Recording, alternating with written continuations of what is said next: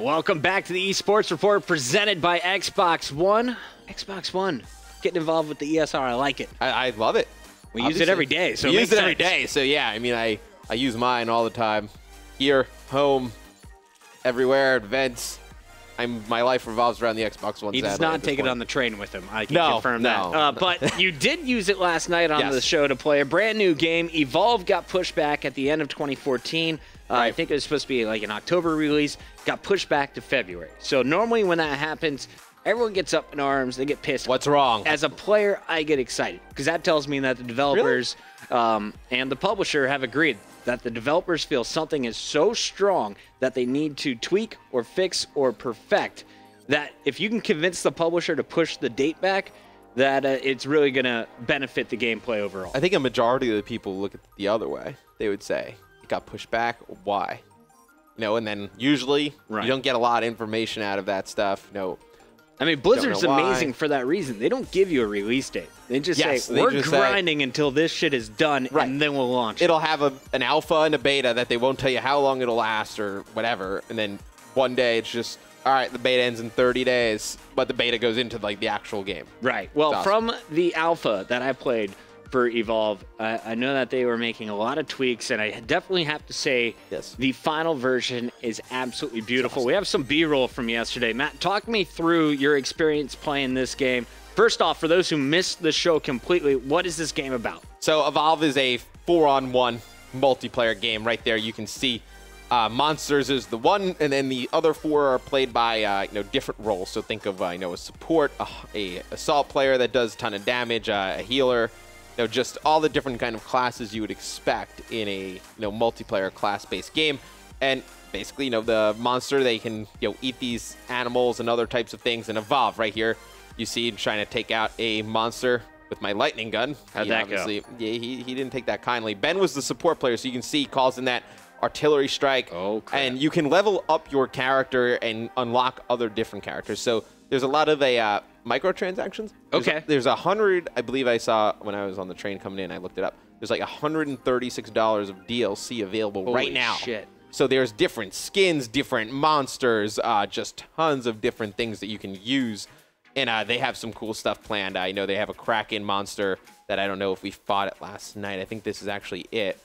And he can go invisible and do other types of things. So this is not the Kraken monster. We didn't fight that. That's the Wraith. So didn't fight the Kraken last night. I want to see that. Do the monsters have different abilities, or do they all do the rock throw? No, different abilities. So that Wraith, he could go invisible and kind of teleport a little bit. He's a little bit different to fight than this one, the Goliath monster. Out there, I'm throwing down some mines, trying to blow him up. But tons of fun. I mean, when me and Ben came in, we were kind of like, how is this going to play? 4v1, didn't really know, but just tons of fun.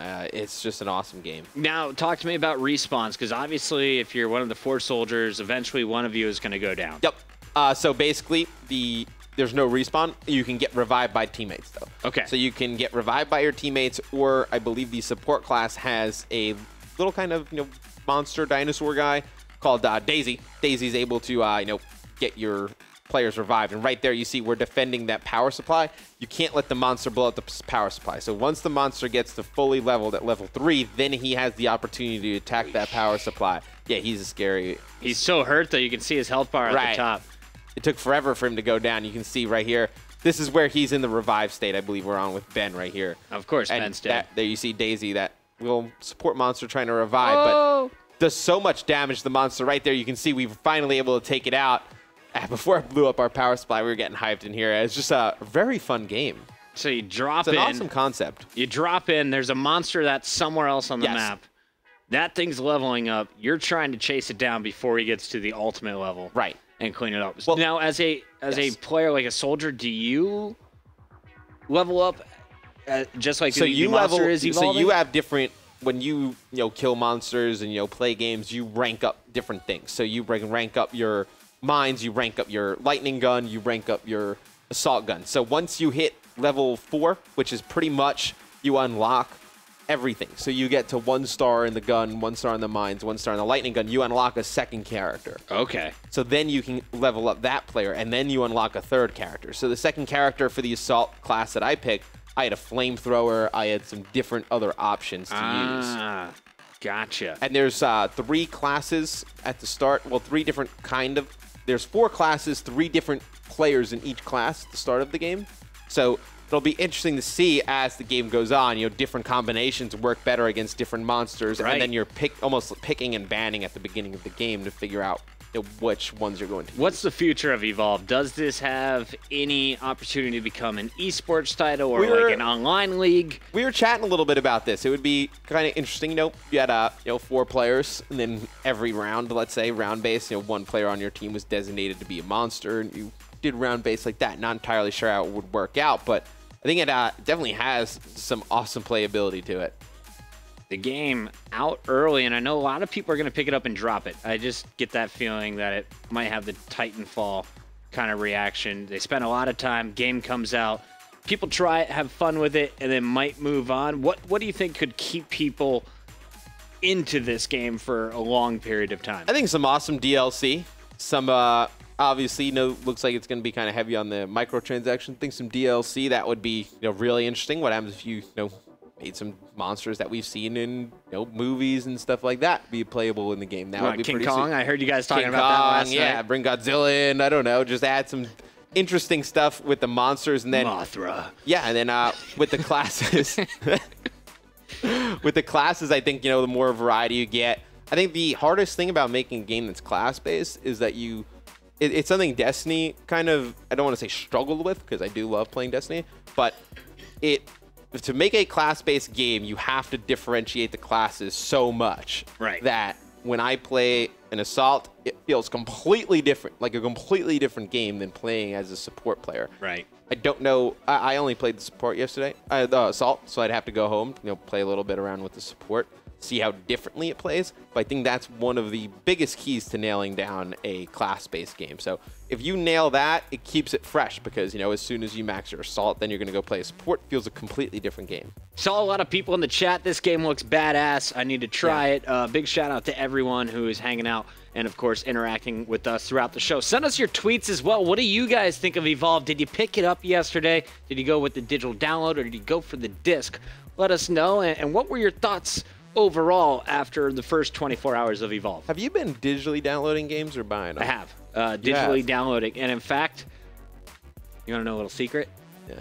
When I first set up my account here to recover for broadcasting, I think I somehow set this as my home Xbox. Oh. So whenever we're here at work and someone downloads a new game, like I had Grand Theft Auto just pop up that I didn't even purchase. I love it. So I have a huge library of free games. Of course, we have a lot of great support from all the publishers hooking us up anyway. But I like it. If you or Matt or you or Ben do the work, I get the game for free. I've been downloading a ton of games as well. It's just so easy. You don't have to leave your house. You don't have to go. Then, you get the disc, you lose the disc, you're trying to bring it somewhere, it just never works out. I think the only thing that I really saw backfire was the pre-launch of, was it AW or was it the Halo MCC? But I know you could pre-download and then you were supposed to be able to play the game right away. Yeah. A lot of people then had to re-download it. Where there was an issue with Far Cry, I believe, where it just disappeared. Ooh. Whoa.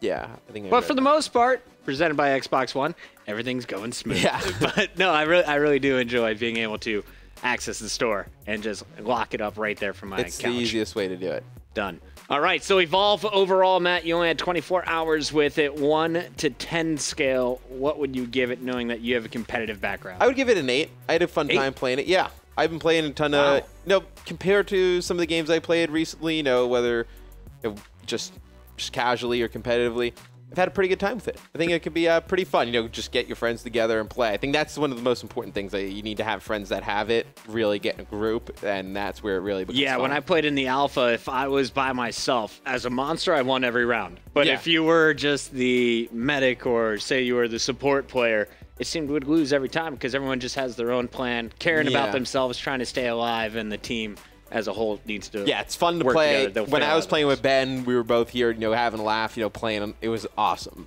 I think that's kind of what you would need. You need 4 players, at home just to kind of kick back, kill some monsters, have some fun. See, I want to call Fwiz, you, me, Fwiz, and Ben versus Maven as the monster. It feel like we could trap Maven for days. Oh, he would be the easy. He's one of the worst video game players on the planet. Of all time. Absolutely. Yeah. Definitely true. Yeah. 100%. All right, guys, so that is it for Evolve. Let's go from Evolve back to Call of Duty Advanced Warfare. The Call of Duty Championships is just around the corner. This weekend, we're kicking off the regional finals. Step 1 was qualify online. Those players now advancing to the regional finals. For Latin America, we're going to see Brazil kick off this weekend, as well as Australia and the Asia-Pacific region. Yes, I know tons of just great Call of Duty teams all over the world getting together this weekend. Going to be very interesting to see who makes it out of that Asia-Pacific region. I think we spoke to Bioacid. Tomorrow he's coming on. Oh, he's going to come on tomorrow. Yep. Okay, well. Tomorrow, 3 p.m. I've spoken to Bioacid a little bit. Yeah. Thinks that the Australian team's going to come out of that one. Thinks they're very strong. The Not Aussies. as strong as last year, but Really not as strong as last he doesn't year. think they're as strong as last year because we've been saying that when we got the champs last year, he was really high on T1 daughters. He kept telling all of us about, look out for the Australians, look out for the Australians. First event I casted, didn't know the guy. I was like, this guy's crazy. I was like, these Australian kids are going to get destroyed. Right. They didn't. They actually did very well for themselves. They played FaZe Red for top 5, and they won that. FaZe Red finished 6th. Yeah, so it was like a $20,000 match, by the way. Right. Yeah, not too big of a deal. Yeah. Anyway. Yeah, but not to rub it in, Proofy and Cap and replays. Yep. But I do think that we're going to see some teams from, I think, Europe, definitely teams that are going to contend, play very well. Yeah. Then I definitely think, the Australians, whether, he's not hyping them up as much as last year, we'll definitely see some of their gameplay tomorrow, see how they're playing Call of Duty. I think it's very interesting when we see these regional tournaments, how different people play all over the world. Which is what I can't wait for. Our next segment is going to be, what is the weird? What could we potentially see that is not in the current United States meta? Yes. Right now, we see everyone running around with a BAL, ASM-1, Overkill with the Moors for Search and Destroy. And other than that, we're seeing just a bit of an very IMR. few teams using an IMR or any other weapon, right? Even at this point. And a melee, maybe. So let's start off, Matt. The top 5 things that we are expecting to see out of the ordinary, the unusual uses at COD Champs. I think number 5 is going to be score streaks. This was a staple in Black Ops 2, used in every single CTF game. Every game. Clearing hard points with these. I think Search was the one where players would choose to go potentially no score streaks. Yeah, or RC car. Or very simple score streaks, because you're not going to get a high score. I think coming into the Advanced Warfare Champs, a lot of teams in North America opting not to use streaks at all. They're kind of making these secret agreements between themselves. Gentlemen's that they're not going to agreements, use streaks. But we saw Karma actually in a league match against FaZe use streaks very effectively. So I would not be surprised if, some of these teams from the EU and the APAC pull some streaks out on the biggest stage. Because, I mean, you're playing for $1 million, $400K, grand prize. That secret agreement stuff goes out the window. You're trying to win at any cost. And I think I saw a crap ton of feedback on Twitter. I asked you guys, do you want to see score streaks at COD Champs?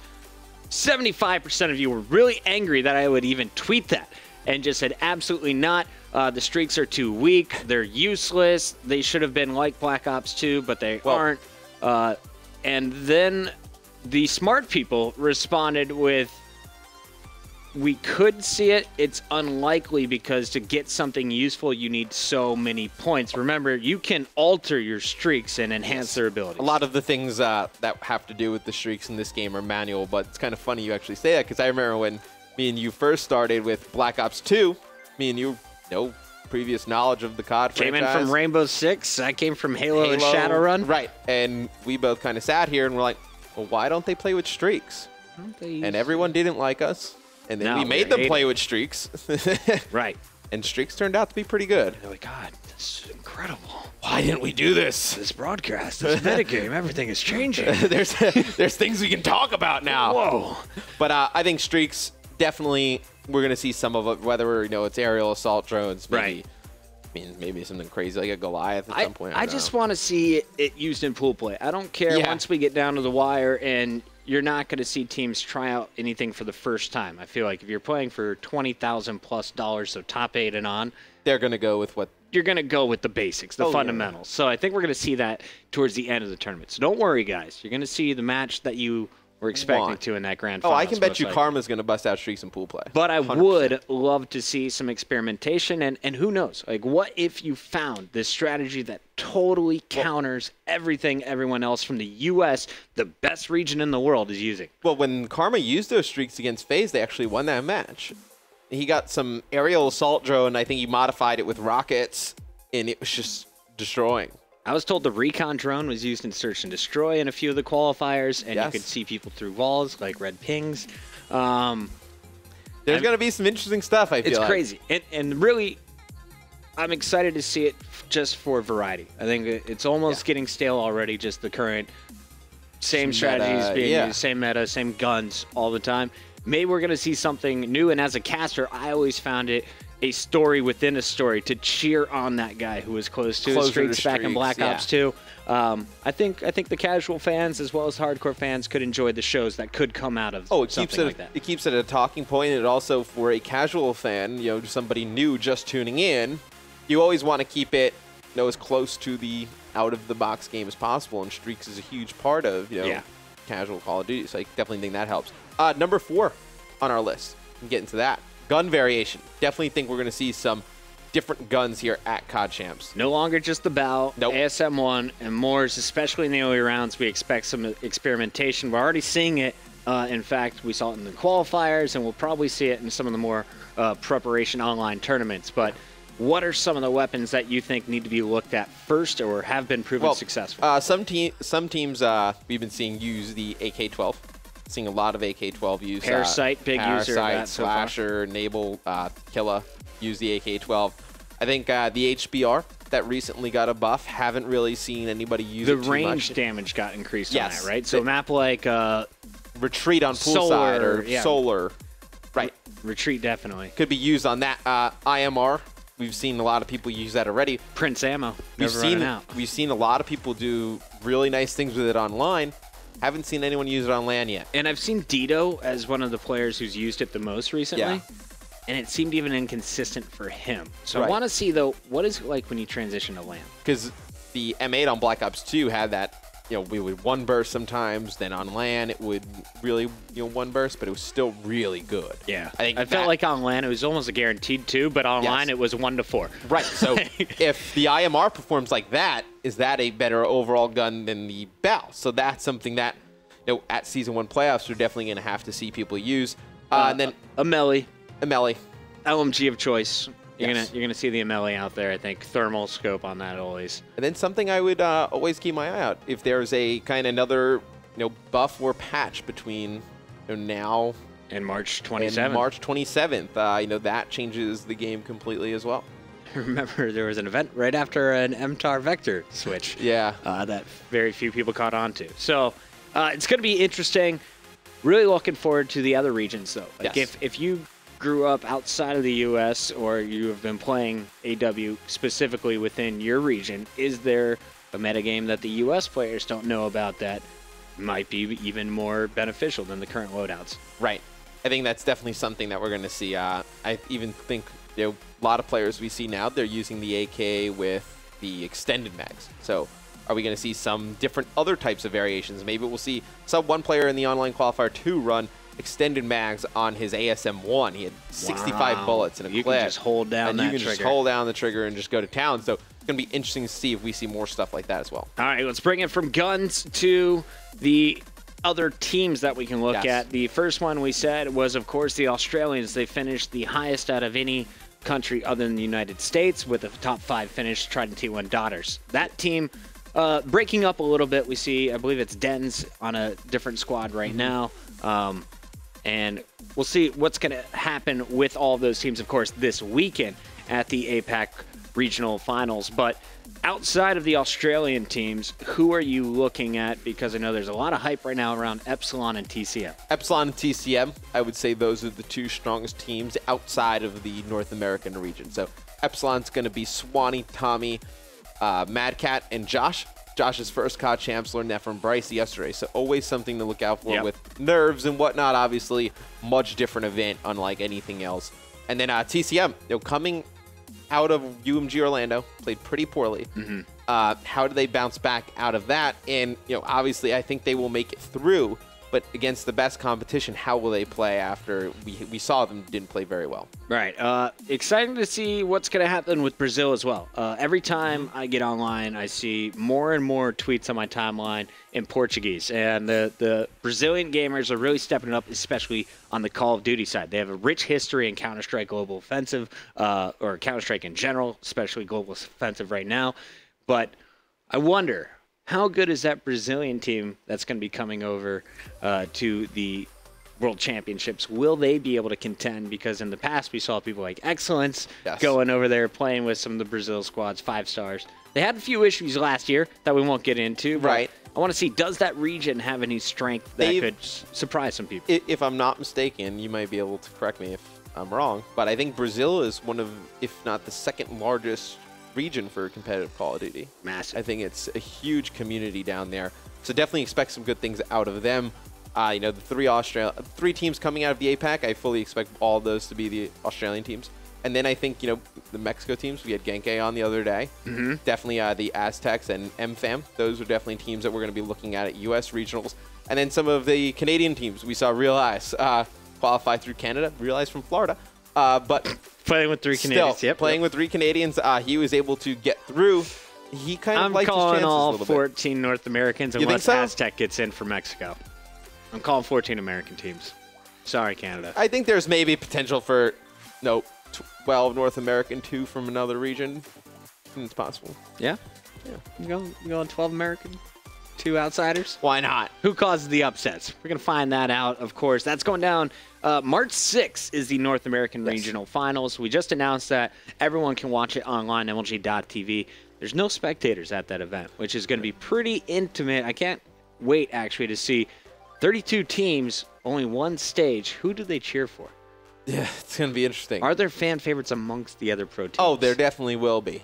If you're any team not Optic Gaming, I would definitely not want Optic Gaming there. That would hurt my chances of winning money. That would hurt your chances big time. It hurt your chances big time winning money. So I fully expect... I think Aches is just going to be in the stands cheering against whoever plays Optic How Gaming. odd is so it loud. that it's like Aches and Parasite, like the two, like the unlikeliest couple ever coming together to try and beat Optic Gaming. It's an interesting story. It's doable. They've done it twice in the past. Yeah. So let's keep it rolling from different teams that we're going to see. We talked about different guns. How about different attachments? You mentioned the extended mags on some of the new guns, as well as even extended mags on the ASM-1. What are some of the other attachments we could be seeing? Rapid fire, rapid fire, rapid fire. It's all we can talk about, really. Rapid fire. I mean, it's a huge gameplay mechanic, obviously. Is it a gentleman's agreement right now, you think, in Season 1 not to use rapid fire in your ASM-1? 100% gentleman's agreement not to use it. A lot of people in the EU qualifier, Bryce said, were using it. I've heard a lot of the other qualifiers, Genke said people were using it. I don't think that the North American teams are going to get people to agree. What are you going to give up? What are you going to give up for that rapid fire? And does that affect your play? Because that's another worry I have. Everyone who's practicing these gentlemen's agreements, you then might want to meet what your opponents are doing strategy-wise, try and copy that, but then it changes your gameplay. You're right. I think if I was playing, I would not change up my own gameplay. You know, you've been practicing for so many months the same way. Just stick with it and deal with it and try and work around it. But, I mean, I think you can also put rapid fire on the Amelie as an LMG. So you would have an LMG with rapid fire. That could potentially is so accurate across the map. That could potentially be pretty dangerous. I think definitely the rapid fire is going to be a huge thing to look at Champs. A lot of teams, I think, from outside the North American region are going to use it. Also, danger close. I saw more and more danger close in the qualifiers. A lot of danger close in the qualifiers. Definitely think we're going to see more of that. Especially, S&D in this game. You can do lots of, pre-nades on spawn. Definitely going to change up the way people play S&D. You're not going to be able to push up. And EMPs are something that we've been seeing more towards the end of Season 1. But in the qualifier, I think I saw it more than ever. And maybe that's just because we watched Strictly Business more than a lot of the other squads. We got into a bunch of the games, especially in those uplink. There was never a moment where it actually worked 100% to stop it. Like I remember Fizzerp hit someone, he died, but that player was later able to get his EXO back and jump it in for the 2 points anyway. But he definitely slowed down the play, and if he had a teammate there, that's a no score or a 1 point instead because of a 2 EMPs you can't use your EXO with the EMP, so you can't double jump, you can't do any of that. So obviously you can't double jump, you can't get a 2-point play and uplink. That definitely is a huge game-changing mechanic. Surprised we haven't seen 8 EMPs being used on comeback. Right? I just think of comeback and that map if is so vertical. If you didn't have your EXO on comeback, you couldn't jump on the roofs, you couldn't jump over the mid. It would be a completely different map. Pocket thrown out knowledge. Think about it. And then finally, you're gonna go in the other room, sign up for the pro qualifier night, just throw around EMPs. Yep. Finally, let's go EXO abilities. I think I saw a lot of people tweeting about Hover. Hover hasn't really been seen. We saw Sender messing around with it at the start of Season 1 for Aware. He's now playing with Rise Nation, of course, but is Hover something that other teams will be bringing to the table at COD Champs, and is it useful still in Hardpoint? I think Hover is viable in Hardpoint. You know, obviously, I think we saw it a lot towards the beginning of the game on Biolab. Mid-bio goes into that last one. Just hover above a door. You can't physically get through the door and look up and kill that guy. I mean, it's just a very difficult shot to hit. And then during the qualifier 2, I wish we had the gameplay. I'm going to go back and find it, and I'll show you. But during qualifier 2, we saw an S&D on Detroit, and they were trying to push into school, and they couldn't really get through. All of a sudden, I started freaking out when we saw it. Guy comes through with Exo Shield, leads the way, eats all the bullets. Guy pops out, just kills the guy on bomb they planned. It was pretty sweet. I don't know how often we're going to see stuff like that, but still, the fact that people are thinking that out of the box with different combinations, I think it's very interesting. We also saw an Exo Shield during the qualifier, if you remember. The player Detroit uplink actually coming out of the school, out of Locker's area with that shield. His teammate was supposed to run by or jump over him. I don't know what was supposed to happen, but Parasite just shot his ankles, killed the guy with the shield, and then killed the ball carrier. Right. Sometimes doesn't work the way you intended to, but in the play that we saw, it worked. Question I have for you, a lot of players we've been talking about lately, Exo Trophy. Do you think it needs a little bit of an enhancement? I understand the complaints. I think Parasite made a thread on our pro player thread, and he was just talking about right now, if you're using that trophy, but the stun is danger close or just a little bit far away from you, you still get hit, and your trophy won't blow it up. So he was really frustrated by that. He said anything that could potentially hit me should be blown up by the trophy system. And I'm trying to remember back to Black Ops 2, what was the radius on those trophies? Little trophies? Were pretty a huge radius. I think the difference is that the trophies on Black Ops 2 were stationary on the ground. Right. This one is attached to your body pretty much. So the way it's intended to work is the way it's working. It's just a little bit different. I think the real issue is that when you get into the perk tree, it's that hardwire, toughness, blast suppressor all fall into that perk 3. Yeah. And that when you really look at it, at least competitively, we don't see a lot of perk 2 use. Maybe Gung Ho, maybe Fast Hands. We've been seeing a little bit more peripherals lately. A lot of Fast Hands. Aches is a guy who's been using peripherals, Right. So we've been seeing some different things out of that. I think a lot of the players would have liked one of those perk 3s to be available in perk 2. Obviously not going to get everything ideally, but I think it's an even trade. I mean, I think toughness you're always going to use no matter what. Rocking toughness. Blast suppressor is the one that you can trade out for hardwired, but then people are going to say, you know, if I double jump, people see. But this is a trade-off. You shouldn't be able to. That kind of ruins it, at least for me, is that there should be some kind of trade.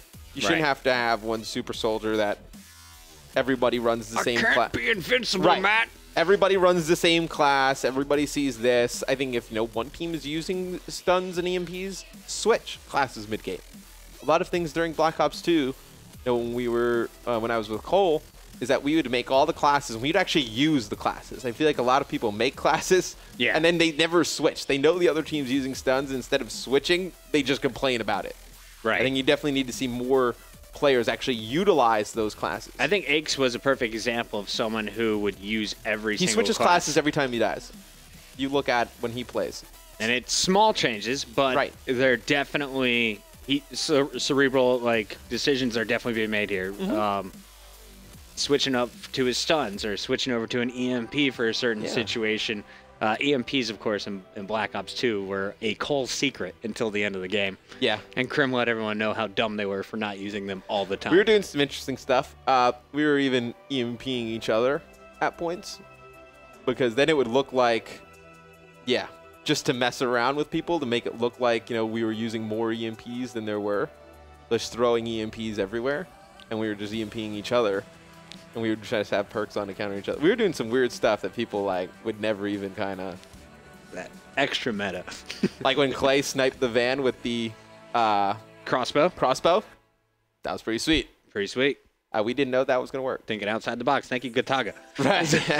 Pretty sure the French showed us that one. Yeah, I think we saw it at an event, and we were like, that is a brilliant idea. I don't think anyone's ever done that. Would have taken a LMG at least a clip. And I think TK, when that happened, they were kind of like, they were stopping the game. Like, what was that? Ref, the van come on, the van just exploded. The van just decided to blow up, and it was like, nope. No way, man. No way. I'm trying to think back to Black Ops 2 COD Champs. Was there anything that we saw unique? I think we saw a 3-man riot shield strat. We did. That we saw a 3-man riot shield. That South Korean team also got 2 points that game. Trying to think of anything else. Like, in the past, did we see anything last year with Ghost that really caught us off guard? I casted a game with Brycey, I think it was the South Koreans again, where they used a shotgun on Octane Dom. Yes. Wouldn't recommend that. But... I mean, they tried it.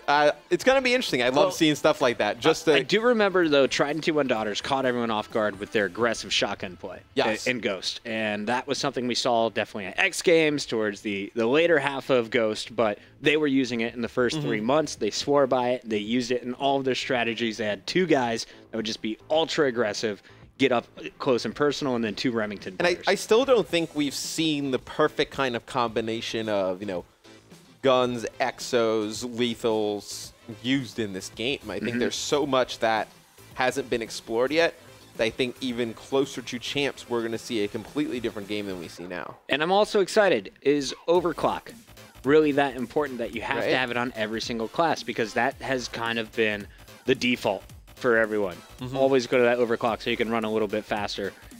Are there other exos that you might want to be? I mean, will we see players start using double exos and respawn? Definitely think that's something that will maybe one player, let's say your aggressive SMG player like Scump, I think he would need to use like a trophy to block those things coming in and then overclock. Are we going to see something like that? And then maybe somebody else only runs one with more nades, or so many different things you can do in this game that haven't been explored yet. I remember when I first tweeted it, as like, anyone got tricks up their sleeves? BLFire says he's got some tricks. Mud Dog said he's been teaching some people some tricks. Yeah. And I believe it was Zuma who said he's got some tricks up his sleeve. So I'm excited to see, like, are we going to just see randomly on retreat the Atlas sniper coming back? You know, the giant missile launcher looking sniper rifle that is a guaranteed one-shot kill. Right. Yeah. I think we're going to see more variation of different odd plays like that. Exciting. Exciting times, guys. $1 million on the line. Take your rule book, rip it up. Toss it out. Doesn't matter at this point. You got to play by the guidelines, but you don't have to play by the same meta that everyone is using. And then also, just a little bit, maybe a little bit off topic, still on to do with Champs, but yesterday we saw the release of the Call of Duty Championship 2015 personalization pack. Hit that F11. Let's bring this out. So this bad boy, just $3.99. And of course, it's going to come with 3 new reticles. More importantly, though, you just want that gold gun. The Call of Duty Championship 2015 EXO as well. The new player card as well. Yep. You want to watch the trailer? Trailer sweet. You're in it. Yeah, I love trailers. You're in it. I'm in it? Puckett's in the trailer. Yeah, I love trailers. Let me make sure it's all pretty. We'll put it up. By the way, I bleeped myself there, guys. What? All right, check your stream audio, by the way. Okay, yeah, we'll check that. So you don't we'll check that as well. Nope. Yeah, we're not. We're still frozen on ourselves. We're good. We're frozen. We're good, Will. I am a computer expert. Ooh. All right, I'm getting a little spicy in here now. Right? It's hot in here now. Now it's getting warm. I like it. Thank you, lights. All right, well, we're good. It's the World Championship for Call of Duty. A tie game. We're going into round number 5. The intensity is high here. All right, here we go. And Grim is going to be aggressive here. Gets the first blood. Look at how fast this push is going to be. Coming in for Face. Has a couple of plays in front of him. Bullets in his back. Trying to stay alive. 29 seconds left. Bomb down. 3 versus 3. Time is ticking.